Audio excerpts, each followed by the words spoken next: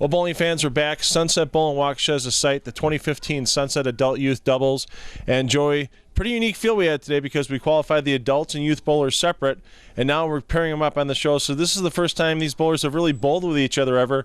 Any type of different mental outlook, if you were out there, that you'd have with bowling with a youth bowler? Well, yeah, I mean, it's hard to feed off your player if you don't know your player, and but it's still each man for himself on each lane. They're each on their, one's on the left, one's on the right lane, so they just need to make as many good shots as they can and try and overcome the condition. Yeah, a little tough condition out there. We'll talk about that during the show. So Joe Serrano will be back from Sunset Bowl in Waukesha in just a minute with that opening match for the 2015 Sunset Adult Youth Doubles.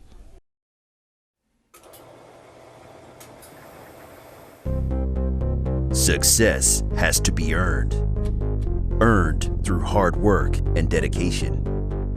There is no easy road. There are no shortcuts. You have to put in the time, get focused, and outwork your competition. Go earn it. Get motivated. With 24 state-of-the-art lanes, plenty of pool tables and dartboards, and great food and drink at Sporty's Bar and Grill, Sunset Bowl in Waukesha is your #1 place for fun. Opening match of 2015 Sunset Adult Youth Doubles, 2 semifinal matches. Got them in a little mini bracket here. We'll get the bowlers to the championship match, the 2 match winners. Starting things off for the team of Andy Schneider and Megan Pozek is Megan Pozek. Megan from Waterford, Wisconsin. Opening shot, a light mixer, doesn't quite catch the 7-pin, but a good opening shot nonetheless. Yeah, not too bad for her first time on TV. She's bowled a few of our Youth Challenge Series and high school events before. First time making it on TV here. A little unusual, the head pin goes to the sideboard, almost stands back up before falling back down, just missing the 7, and that needs some help to get across the lane. Yeah, not quite enough, but I mean, 9 on your first frame on TV, I'll take 9. No doubt about that. And neat format today here we had for the adult youth doubles here at Sunset. All the bowlers qualified separately before TV, and they were paired up for the TV matches. The youth bowlers and adult bowlers all won gift cards before making it on TV, and we've got some bonus merchandise awards for them if they win the TV show today. And for Allie Greger, gets a nice little break, and she also leaves a little bit of a light 7-pin. Yeah, just got a break on knocking the 5-pin right. And is that a reactive resin fill or a polyester ball? I believe that's a reactive resin. I think that's it's orange and yellow, so I think that could be something in the track lineup, or could be. Sure. There's quite a few dazzling colors that come out, but probably an entry-level resin. Right on the spare, direct line. Smart bowler. Allie switches to that polyester ball and go dead straight at that 7-pin. And here's a guy who needs to get over the hump here on 3 and 4 at Sunset Bowl. We've seen him a couple years in a row now for the mixed doubles, once with Lindsay Siegel and another with Natalie Cortez, and finished in 2nd place in those mixed doubles tournaments each time. Of course, he and his wife Rochelle now back-to-back winners of the action heating and cooling alternate shot doubles you saw in our last show. And that's why Tony's out here making TV shows all the time with the ladies. Well, he's a familiar face to us and many of our viewers. Author of a 900 series at Classic Lanes back in 1999. 1999. So it was pretty interesting. Tony recently bowled the Masters in Green Bay, the USBC Masters, and the first 2 900 shooters certified by USBC, both in the tournament. Jeremy Sonnefeld and Tony Roventini bowled that event. Neither one of them making the top 64, but good showings for both nonetheless. Oh, we kind of bypassed Andy there. It was Andy Schneider's opening shot, and a very good opening shot, I must say. Andy, 23 years of age. Yeah, one young man that always keeps working on his game. No, he's recently switched to Motive Equipment. Motive, of course, the sponsor of our winter and spring youth and high school events. Want to thank them for coming on board. Scott Hewitt and all the staff there at Motive Bowling. Well, that's it. Andy has tried quite a few Ebonites over the years, a bunch of Storms and Roto Grips, and he likes what he's seeing from Motive, especially the last couple of years. Yeah, I've got a couple of Motive balls you punched up for me. I've been using them in league, like those a lot. And unfortunately for Megan Pozek, she's got 2 opens her first 2 attempts out there. Leaves her team down early by 23 pins. And now Allie Greger, just get up there right now. You don't have to necessarily focus on getting a strike and getting a double for your team, just get a clean frame out of it. Well, sometimes the best spare avoidance is to throw a strike and don't leave yourself up any possible spare you could miss, as she leaves a kind of an unusual light split. Yeah, crosses over, leaves the old 3-9-10, which isn't easy at all. It's just recently out with PBA extra frame and followed the tour in Milwaukee, Green Bay, and Indianapolis. And boy, a lot of times those bowlers are leaving 3-6-9-10s or 3-9-10s. That conversion rate was about 50% and almost gets a lucky break there, taking the 3 into the 10 off the sidewall and sliding it over into the 9. Yeah, so, I mean, we're not seeing a lot of strikes early, Phil, but what type of pattern is everyone bowling on today? Well, it's Kegel's middle road pattern, so it's a pattern that's about 40 feet in length. It's a little over sport compliant, so it's not the easiest pattern in the world. But for some reason here at Sunset Bowl, this pattern seems to play a little tougher, especially as the day goes on with transition. So as we see Tony Romatini stepping up, and of course his experience, he's got this middle road pattern figured out right now with 2 strikes in his 2 attempts, and still maintains a lead for his team. Yeah, kind of rips that rack wide open there on a light hit. Now, Andy, I would have to say, is the power player of the show. Definitely put some high revs on it. Got it out to the friction, it looked like a little early. Yeah, he grabbed that one on the bomb. Didn't look comfortable on the follow-through. It was pretty tight. And all it takes is a little grab with these reactive resin bowling balls, and yeah, you can see those balls go through the face. Even a bowler like Jason Belmonte, who doesn't use his thumb, keeps a little bit longer in the fingers in the ball, and next thing you know, that ball's just hooking left on him. We saw that a couple times early on in the Tournament of Champions show on ESPN recently before he came back to beat Sean Rash and Rhino Page for that back-to-back TOC title. And Andy, just a big mental mistake there. Switches to the urethane ball with that sniper, but whiffs the single pin. And urethane ball, bowlers will use typically as they will a plastic for spare shooting, but urethane can give you that little bit of grab that a plastic may not.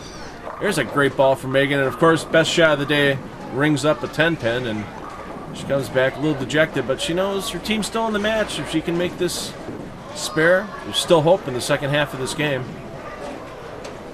Well, again, she's got to be happy. She made a good shot. She posted it nicely. It was dead flush in the pocket. Pins don't always cooperate the way we'd like them to. And a perfect cover almost. Just gets the left side of that 10-pin down as we get into our first commercial break of the day. Join Joe Serrar and I back from Sunset Bowl for the rest of this opening match in just a couple of minutes.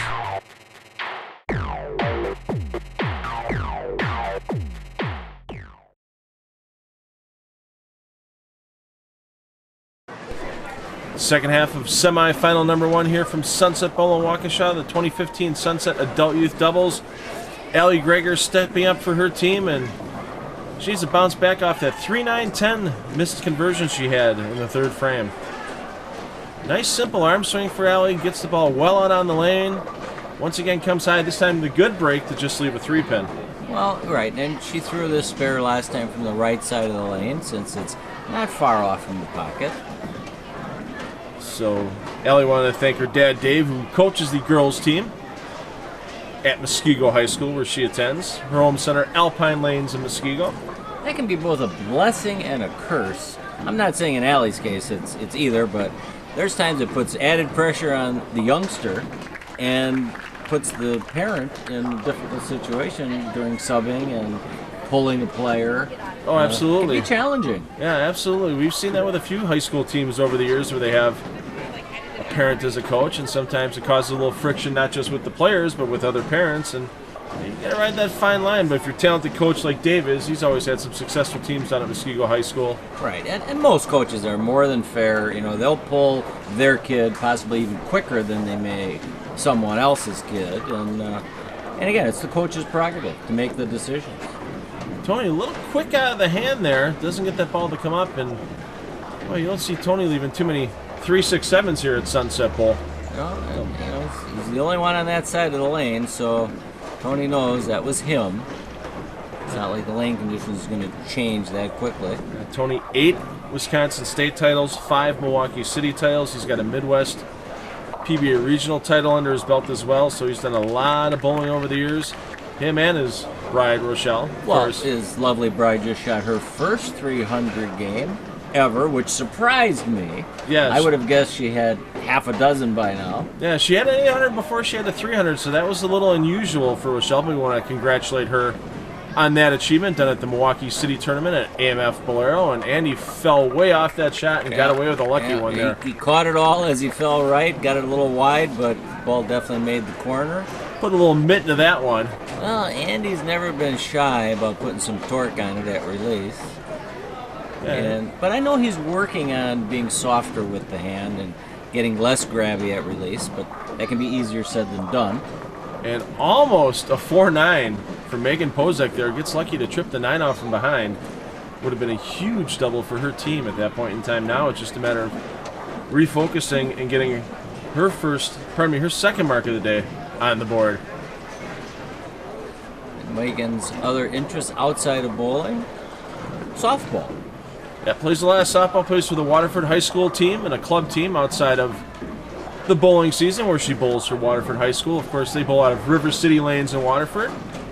Great facility down there. Nice to see today's youth being active in sports and other activities as opposed to just sitting behind a TV screen or on their phone. Yeah, there's, like for Allie right here, she's in a dance program when she's not out here busy bowling, and a bad break and a crossover for Allie with a 5-10, and that's no easy spare to convert. I think her favorite bowler, if he was around, Norm Duke, if he was here, could give it a pretty good run at the 5-10. Norm Duke probably has a 50-50 shot of making this, and the rest of us maybe 1 in 8.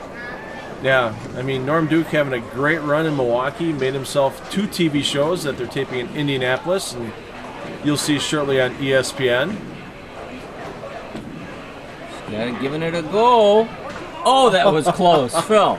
Almost rocked it over, sliding that 5 into the 10. But now her team's lead cut down to 8 pins. Now no one taking control. Yeah, a little ugly start to this match. Only a couple of strikes on the board for each team. Spares at a premium, and you can start filling frames to win matches as Tony goes wide that time. You know, and I thought he liked that off his hand. He had pretty good balance at the line and definitely a good release off the hand, and it just hesitated. So it's possible Tony's experiencing some oil carry down. It could be. He's the only one on that side, so... And we saw it at the action in alternate shot doubles. There was a little lane transition that fooled him early. Then he made the correction and got his team to the title in that event. Tried going for the spare on that one. Nothing to lose right now. One stick account, really not huge. And that gives the lead to Megan Pozek and Andy Schneider with 2.5 frames to go. And his last shot on this lane, he did strike. Let's see if he can stick the landing a little better here. Much better off the hand. Good result. Almost paralyzes. Was that the 3-pin? That was the 3-pin spinning around into the pin deck. Well, Andy will attest to this. Monday in our league, I paralyzed a 3-pin just like that, and it stood up in the 6-pin slot. Yeah, it's easy to happen with the way these bowling balls hit nowadays and the speed these pins go into each other. It's easy for one pin to hit another upright and maintain staying upright if it doesn't get back into the pit. Huge double. And Megan knows it's the 9th and 10th frame, very critical for the match. Throws her best shot of the day. Ball finished right by the 8-pin, Phil. Well, right now, for Allie Greger and Tony Roventini, their max score is 170, and that would force a mark out of Megan Pozek and Andy Schneider, depending on the count they would get on that mark. Allie needs that one, and she gets it. Now putting a little bit of pressure on Tony, see if he can follow suit. And I'm sure Tony will make an adjustment after back-to-back light pocket splits. Yeah, something tells me it's going to be a little movement to the left with the feet and probably even picking up the speed just a hair. Keep the ball on the target line. Not a big puddle in the middle with this Kegel middle road shot. It's only about a 4-to-1 ratio, so this is right. Tend to go through the nose for left-handers. You don't get that hold you get on the league shot. Pretty solid out of the hand, rolling up nicely, and of course the wrap 7. Yeah, and it may have also come in just a tad late, but a good shot on Tony's part. but they did not catch that double, so their max score now 150. And that just lets Andy Schneider walk up, get 9 on the first ball, and lock up the match. So even with the spare here, which Tony gets, and if he gets all 10 on the fill ball, so nice. The fill ball always carries. The fill ball always carries. And we'll see if Tony makes another one-board adjustment to the left, just to come in just that little bit deeper in the pocket. Yeah, looks like he's made that little bit of a move. A little straighter through the front part of the lane and tumbles down the 6-9 last. That's still 10. Well, Andy Schneider just needs 9 on the first ball here to lock up the victory. That would give him 151, but 9's no gimme out here in this condition, as we've seen. Oh, no. And especially knowing the pressure that you have, having to get 9. So it looks like he made a little bump left with his feet. And that one he kind of pulled a little bit, got it in the oil, lucky. And that could have been a 2-8-10. He got the 9 he needed. He's going back checking the scoreboard. He sees he's got 151. So that one definitely a winner for. Well, yeah, he's clapping, and he may experiment a little bit on this shot for the next match. Yeah, he doesn't go to the strike. He doesn't go to his spare ball. He goes to a strike ball. Ooh, he really came over the top of that one. And no harm there, but Andy Schneider, Megan Pozek go to the final match against the winner of semifinal number 2, and we'll bring that match to you from Sunset Bowl in just a couple of minutes.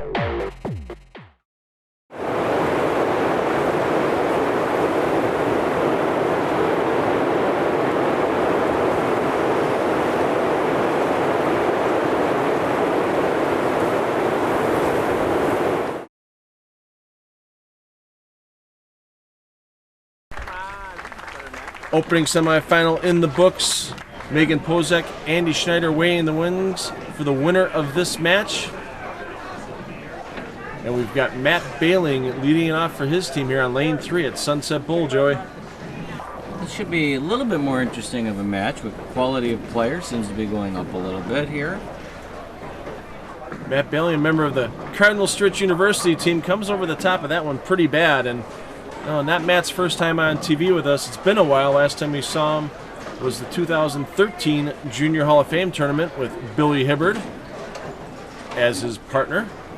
They lost their opening match that day. Matt, 18 years of age, lives in Franklin. And taking a full course load at Cardinal Stritch.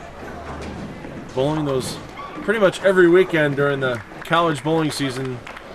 There's not to be off weekends for these kids while they're in school from October through end of February as they bowl collegiately. That keeps them out of trouble, don't you think? I would think so. Mark Zaborowski right here in Waukesha, house bowler here at Sunset Bowl. Stepping up. Mark, 48 years old. He's got 300 games under his belt. Favorite pro bowler? Pete Weber. And boy, that looks like a Pete Weber strike right there. Yeah, and Mark, it appears to be using an old purple Quantum Brunswick bowl. We drilled for him back probably in the mid-90s. And Mark, still a power player after all those years. Yeah, Mark definitely puts a lot of scores on the board. I was looking at the honor scoreboard. You can see it on the upper right of your screen right there as we watch Brent Boho on the approach. Mark's got a couple of honor scores here at Sunset Bowl up on the board this year. And the two-handed stylings of Brent Boho, once again, we've seen him a lot on TV recently, and he's one of those two-handed players who puts the accuracy down with the revolutions. Well, it's a deadly combination when you have that amount of power with accuracy. Early double for his team. That's a nice high series there, 854. Well, Mike is not adverse to throwing some big numbers, as he's authored 49 300 games over his career. High set of 854. Can imagine he probably had that at Castle Lanes where he does his bowling. I want to thank Castle for all their sponsorship, Phil and Patty Onko for everything they do for us. Well, Mike's been he's been around. He was down in Texas for a while, bowling down there, and authored a number of high scores. Let's see if Matt can get on the board here. That's just out wide and not coming back on this Kegel middle road pattern. It didn't look too bad off his hand, but it just never made the turn. You can see right there, he thought he made the right move after the first shot, but that was more of a physical error on shot number 1 for Matt, coming over the top of it, holding onto it all along Matt has authored one 299 game, high series 773. Matt should be used to these tougher conditions. These college players nowadays, all they bowl on as he almost gets the backdoor 10 into the head pin. Would that have been the hard way? That would have been the very hard way. That would have been the 100-to-1 conversion of that shot. Yeah, he gets the 3 to bounce off the sideboard, hits the back of the 10, and almost got all the way up to the head pin. Let's see if Mark can keep their string alive here. Very deliberate bowler. I want to thank his girlfriend Carrie for letting him out of the house to bowl today, so glad we had him here. Nice field we got to put together between the adult and the youth, putting them together, getting them on TV after they got their 5 games of qualifying done in a fun format. We did a random scratch doubles with bonus points for winning team games and bonus points for beating your teammate instead of your opponent.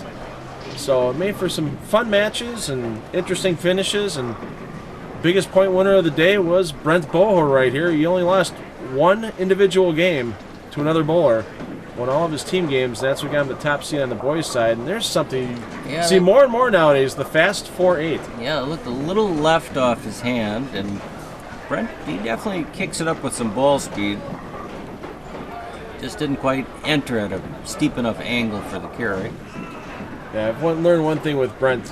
With his own unique two-handed stylings, I hear people sometimes compare him to Jason Belmonte. Yeah, he's not...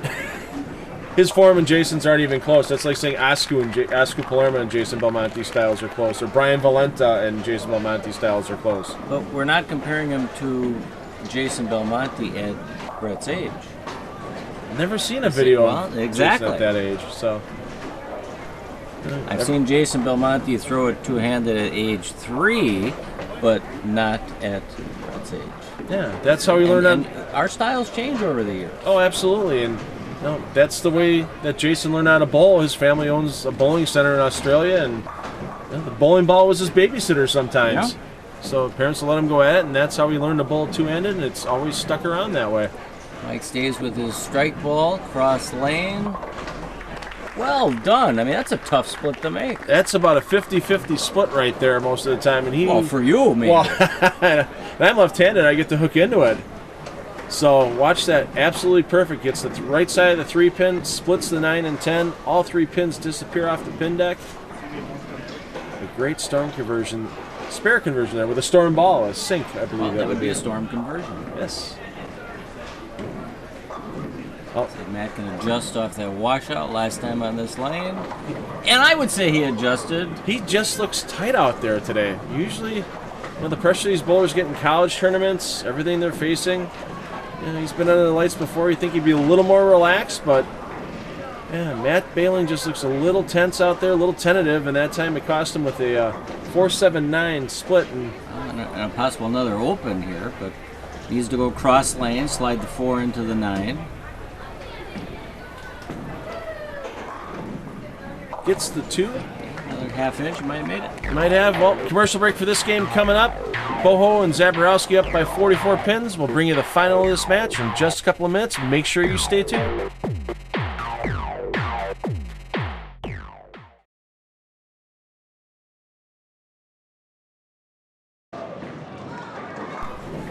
Mark Zaborowski stepping up. Big 44-pin lead for his team here in the second semifinal of the 2015 Sunset Adult Youth Doubles. Winner of this game advances to the championship match against Megan Pozek and Andy Schneider. And Mark's thrown it well so far for his couple of tenths we've seen today. Mark knows how to bowl.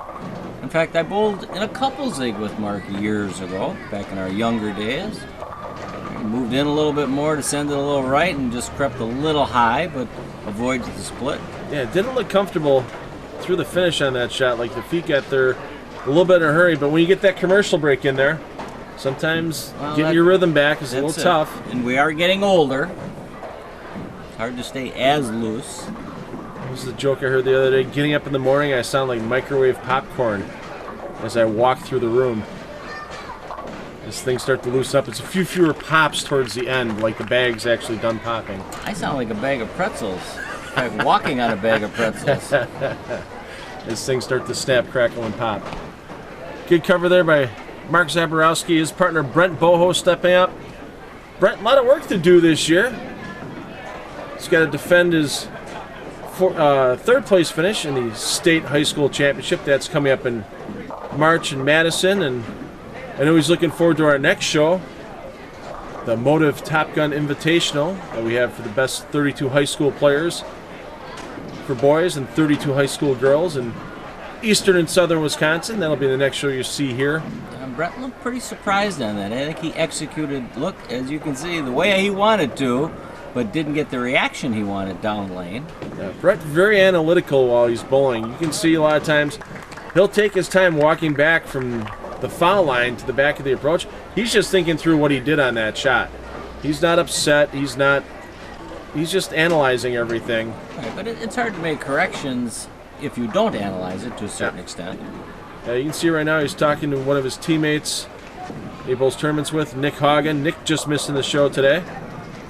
Mike got that down a little early, a little too direct off the hand, but again avoids the split, and he should be able to make this if he could make the 3-9-10. Absolutely. Getting that pesky 9 pin out of there really makes a big difference. You can just worry about the ball traveling down to 3, 6, and 10. Hit all 3 pins with the ball. Personally, I prefer not to throw at this spare because it's too easy to miss. And Mike makes it the hard way this time. Stays with his strike ball. Must have been trying to line up for his next shot on that lane. Well, during the break I spoke with Mike, and he did correct us. His 854 was at ARC West. He shot 300, 254, 300. That's not a bad day at the office. That's not a bad day at all. That's maybe 3 spares tops, 2 spares for sure. You put all 3 in a row there, you could have 3 spares. But a boatload of strikes. Absolutely.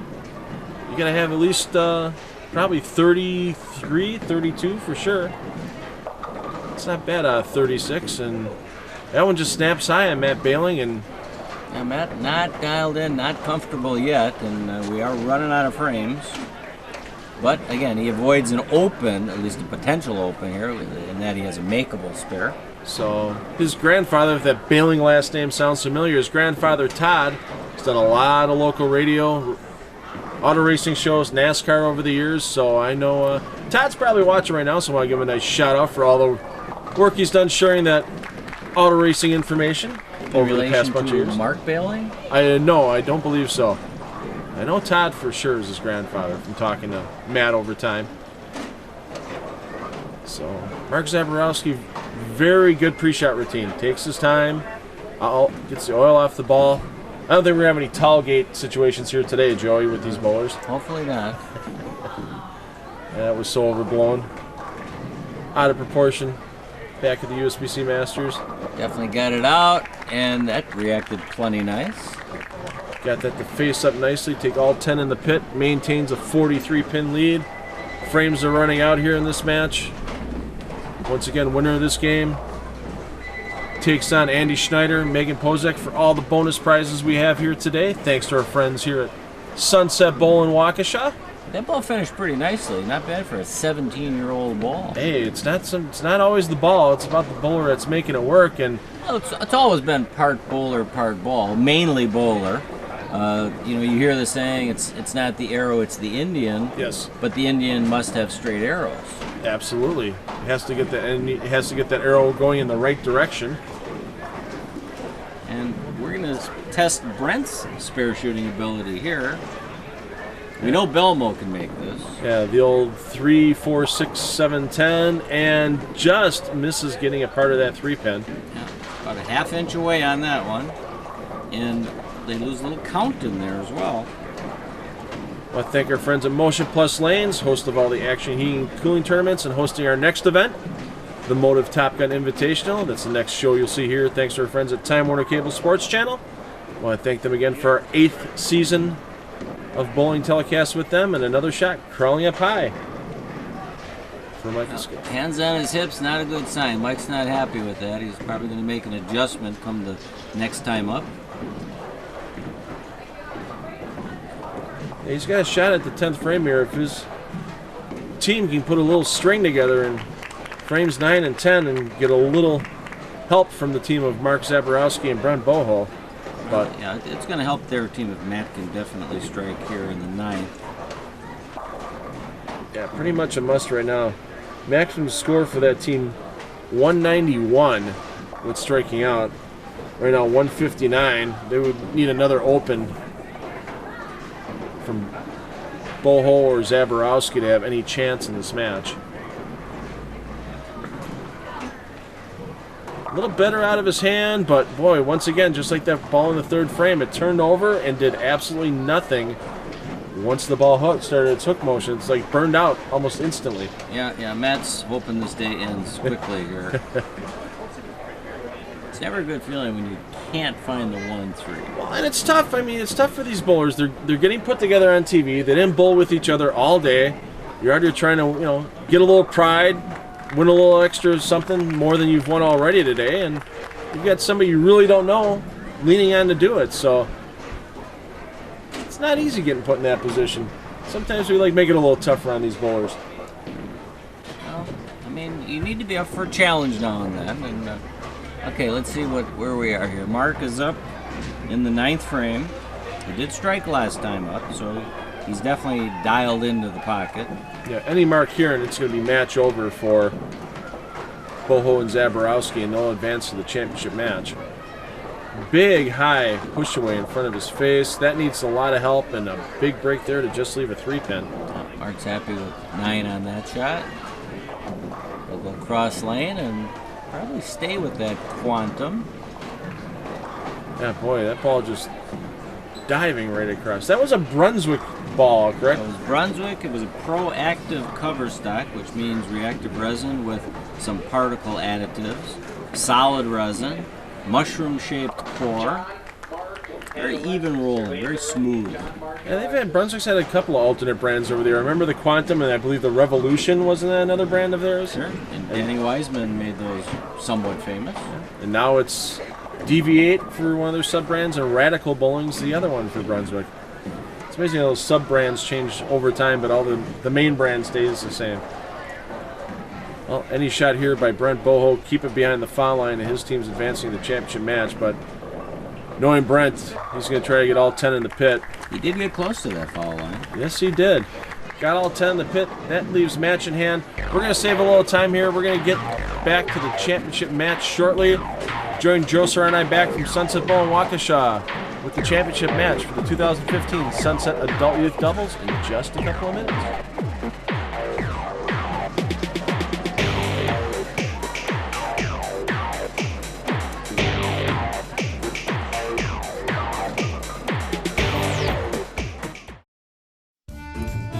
Barbiere's Italian Inn, featured in onmilwaukee.com's In Search of the Perfect Pizza in January 2013. Near Miller Park on Blue Mountain Road and on Milwaukee Avenue in South Milwaukee.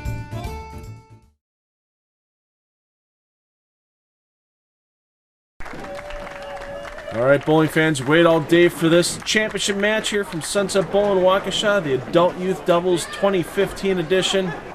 Couple nice sized Visa gift cards on the line for the winners here between Mark Zaborowski and Brent Boho, taking on the team of Megan Pozek and Andy Schneider, and Mark Zaborowski starting things off on lane 3 here at Sunset Bowl. Well, let's see if we can see our first 200 game of the day. Baker doubles never an easy thing, and then especially when we put them on a little tougher lane condition. Well, that was a pretty shot there, and Mark can still kick it up with some ball speed. He's always had the high rev rate. And as you said before, using that old 17-year-old Quantum bowling ball, which I think could be older than Megan Pozek. I think Megan... Oh, it is older than Megan, sure. But as you saw, there was no deflection, showing these balls can last if you take care of them and throw them well. And that was a great shot right there. That was an awesome shot by Megan, bouncing back. A little high five from her teammate Andy Schneider here. So I want to thank Motive Bowling once again for sponsoring this event and being the title sponsor of our next show, the Motive Top Gun Invitational from Motion Plus Lanes in Cudahy. Motive making quite a splash on the PBA Tour as well as among some local players across the nation. Yeah. The Tournament of Champions, the first show I can remember this year without a Motive player on the show. So Motive making a big run, getting lots of not just PBA Tour stars like Ronnie Russell and Dick Allen under their belts, but lots of regional players as well. Well, you know, it's a pretty simple situation. If you make good equipment and you diversify ball reaction, meaning length and responsiveness down lane, players will find a way to your company. And a lot of players find the way to move, just like Andy Schneider right there, using that Arctic Sniper bowling ball to cover up the 6'10" and keep his team with 2 marks on the board. Key to this game, of course, always fill in frames. If you can't get that strike, make sure you get that spare on the board, not fall too far behind the other team. Now, Brent is probably glad to be off that left lane, as he didn't get a great reaction like he just did there. I think he was getting a little too much length on lane 3. Yeah, I think all the bowlers weren't happy with the reaction in the lanes that they were on, because we've seen Zaborowski and Boho switch lanes, and looking at Megan and Andy, they've switched lanes as well from when they were on in match number 1. So all 4 bowlers bowling on different lanes. Well, they can't switch pairs, but they can switch lanes. Yeah, it'd be a little too much work for us moving the lights, the cameras, and all the other stuff between matches. Big shot here if they can catch this opening turkey. Needs a little help to hold. And, and a little slower on speed, it looks like. You were exactly right on that, Joey.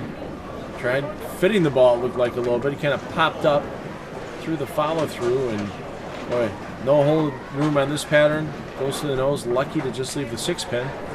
Well, like you said, the pattern, even though it's reasonably easy, can play difficult just due to lane play and TV lights. Good spare there from Mark. Keeping things clean, keeping his team with an early 9-pin lead over Pozek and Schneider. Let's see what Megan do here. Pretty good year this year for the Waterford High School girls team. That's a tough district to bowl in. District 3A with Racine and Kenosha. There's so many good teams with Indian Trail, Kenosha Bradford, Kenosha Tremper, and how about that for a trip 4 for Pozek? Yeah, our friend Marty Williams taking the Indian Trail team to some victories during the season. Yeah, we saw his team win the Midwinter Classic presented by Eileen's Bowling Buddy over McGuanago High School. Great final match we had for the girls of that one between Waukesha West and New Brunswick as well. Came down to the 10th frame. And he can catch that double. Needs some help to get up. Oh, can't quite get the 10. Not a bad shot. He definitely moved inside. And again, I think lane 3 is just playing a little longer. If the ball comes in a little behind the pocket, as we'll see, you get that little deflection. 6-pin kind of lays in the gutter as opposed to knocking out that 10. Yeah, well, it's a good switch for that team because Andy Schneider, obviously more speed, higher rev rate. The lane's going a little longer. That's the last thing you want with a lower speed, lower rev rate player such as Megan Pozek. So a good move by that team to try to get themselves in contention here. They're going for a Dutch 200 so far. Only down by a mark. Can't lose too much more ground here getting into the commercial break. They'd have to get a double out of Boho and Zaborowski to lose any more ground. Let's see what Brent can do here. Starts at the far end of the approach. 5-step approach. That one got away from him a little bit, but at least that lane's finishing stronger than lane 3. Yeah, and once again you can see the wheels turning in the mind of Brent Boho as he makes his way back. What did I do on that shot? Was it me? Was it the lane? And once he gets that spare ball in his hand, forget about everything else, grab that spare ball off the rack, and just refocus. Well, that's it. If it's a bad shot on the bowler part, you normally will not change equipment. If you threw it as well as you can, ball changes are in order, or a line change to the pocket. Nice cover there as Mark Zaborowski makes his way up. Still a 8-pin lead. Mark came a little high, and we made note that just a touch soft with the speed, and with all those revs Mark puts on it, you can't get slow. And I'm sure he's aware of that. Yeah, it looks like he moved a little further left. He had that last second look down, maybe moved the board or two to the left. And unfortunately didn't project it any farther right, and big trouble there with the 3.69.10. Yeah, and again, lane 3 I think is part of the culprit here, and as he kind of waves his hands up in disgust. I mean, there are times we make what we think are the right moves, but we don't get the down lane reaction we expect or hope for. Yeah, he'll move a little farther left on the approach, let that ball hook in to the 3-6 pocket, have it take out the 9, the 6 will take out the 10 if we draw it upright. Can't draw it up any better than that. Getting into our commercial break for this game. Last one of the day. Join us back from Sunset Bowl in Waukesha for our championship match for the 2015 Sunset Adult Youth Doubles.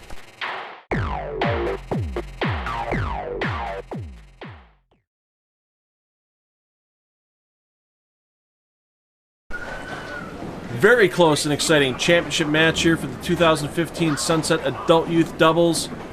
Team of Megan Pozek and Andy Schneider only down by 4 pins at this time, Joy.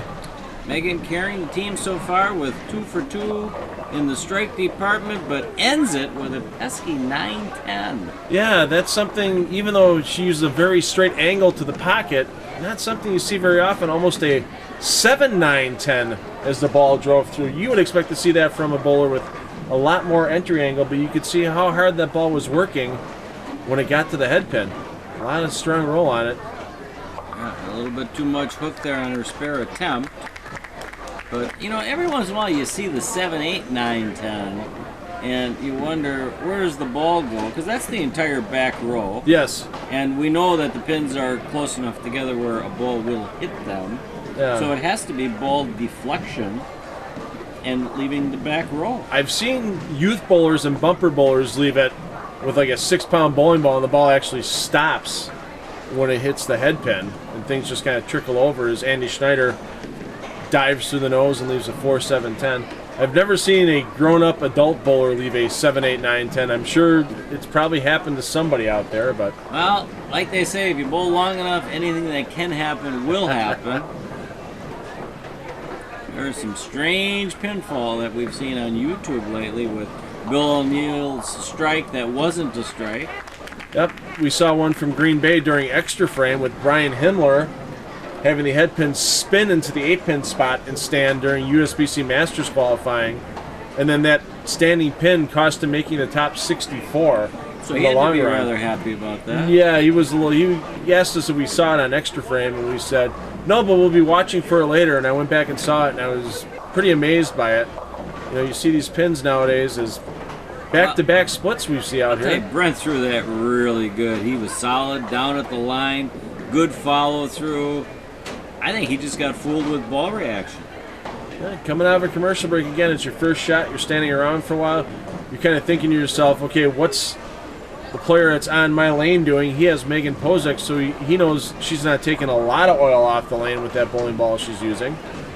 Yeah, as you said, I think he just got fooled a little bit. Yeah, and again, he's got that high rev rate, so little changes in lane and ball reaction can be big changes for Brent. Well, Boho and Zaborowski, 12-pin lead with 4 frames to go, 2 balls for each bowler.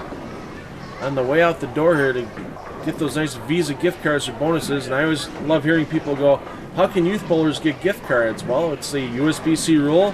Merchandise can be awarded up to $500 to a youth bowler, and they don't lose their youth eligibility, and gift cards fall in that category. And Mark put a little extra mustard on that ball there. Got it wide, but brought it back with plenty of power.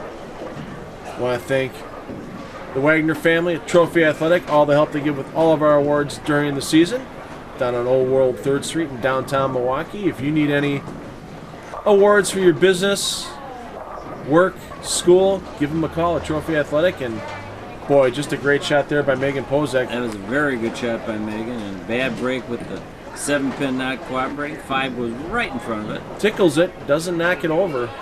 It just shows that even a petite bowler such as Megan here, she can get enough power on that bowl with a strong roll, get all 10 pins down most of the time. Bad break there for her on the 7, but covers it up. So who would you say is the most petite or tiniest bowler that was effective in this game of bowling? For our local shows, Amanda Garavet. Remember her? She's about 5 foot tall. She's about 5 foot tall and can hit up on the ball nicely. She's bowling collegiately now for Lindenwood University and having a great year down there. And so kind of today's version of Donna Adamick, the Mighty Mouse. Exactly. Right. And on the men's side? I mean, you got to look at Ricky Sajak back in the day. Norm Duke now. Norm's only 5'4", and Norm can hit it up. He can lay soft. He can do all kinds of things with the bowling ball. So Chris Warren. Chris Warren's another one that has a lot of revs on the ball. See him at some PBA events on occasion. He's almost PBA 50 ready. Oh, that was pretty as a picture there. And we saw Brent making a substantial move left with his feet. And a big double for Boho and Zaborowski. Gets them up by 22 pins with 2 frames to go. If Mark can just put a spare on the board here, it's really going to force Pozek and Schneider to go off the sheet to put any pressure on Brent Boho in the 10th frame. They are mastering this, or Mark at least is mastering this left lane, which is a little bit more challenging. See if he can throw it with enough ball speed and stay with the shot. A little bit out of it. Yeah, he fell out of it just a little bit. Ooh. Luckily to only leave one. Should make the spare. Yeah, very big break there for Mark. You just see when he got to the line, shoulder was a little close quickly. Ball never projected right. And next thing you know, almost leaves a 3-6. And you can't chop a single pin. Well, I haven't found a way to do that, but give me time. I've seen single pins get chopped. Back in the day, Todd Filter, with his excessively fast spare ball, broke a 10-pin conversion, broke the pin off at the neck. So that would be a chopped pin on a 10-pin conversion. But Todd could easily throw it 30 miles an hour at his spare back in the day. Don't know if he still does that now, but boy, you have the speed. And a great shot there by Megan Pozek. 2 great shots this game, back-to-back, and bad breaks for her not carrying. Right, but after mentioning Todd, I mean, I got to throw Tony Filter in the mix there for power without size. Tony Filter. What was Tony's maiden name? Maher, I believe? Sure enough. Tony Maher, yeah. She always created quite a bit of power with her release. Yes, Fun to watch. Yes, indeed. I know they still bowl league together one night a week out at New Berlin Bowl, so haven't run into them in a while. But hey, Todd and Tony, hope you're watching. See, Andy knows it's do or die time right now. Yeah, he has to get the first 2 in the 10th. Oh, and that was just a bad grab all the way.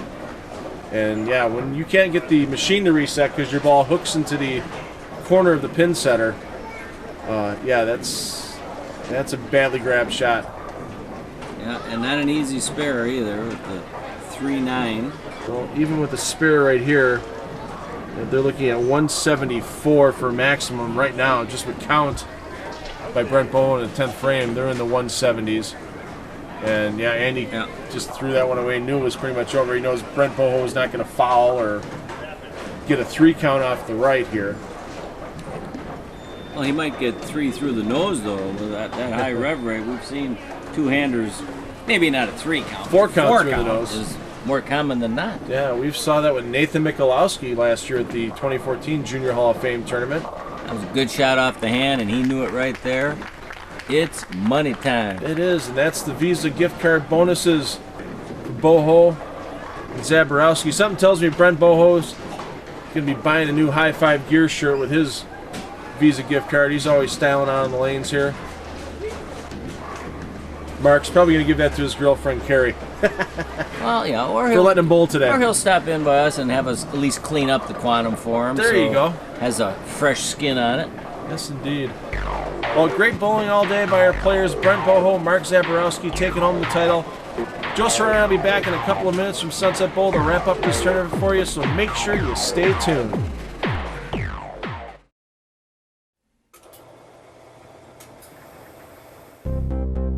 Success has to be earned. Earned through hard work and dedication. There is no easy road. There are no shortcuts. You have to put in the time, get focused, and outwork your competition. Go earn it. Get motivated. Why do we have so many of our televised tournaments at Castle Lanes? Because we love being part of the wild side of bowling. If you're ready to get in touch with your wild side, go to castlelanes.com.